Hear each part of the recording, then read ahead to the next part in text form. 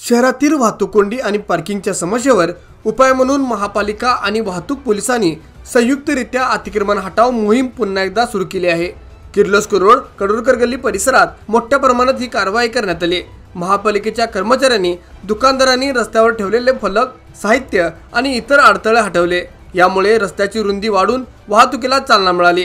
काही व्यापाऱ्यांनी स्वयंस्फूर्तीने अतिक्रमण मागे घेतले। हे विशेष, शहरातील मुख्य बाजारपेठमधील अतिक्रमणामुळे वाहतूक कोंडी, पादचाऱ्यांना अडथळा आणि दुचाकी पार्किंग समस्या निर्माण झाली होती। त्यामुळे महापालिका आणि वाहतूक पोलीस यांच्या संयुक्तरित्या ही कारवाई गेल्या अनेक दिवसांपासून हाती घेतली आहे। अधिकाऱ्यांनी स्पष्ट केले की ही मोहीम नियमितपणे राबवली जाईल आणि अतिक्रमण करणाऱ्यावर कठोर कारवाई करण्यात येईल असा इशाराही यावेळी देण्यात आला।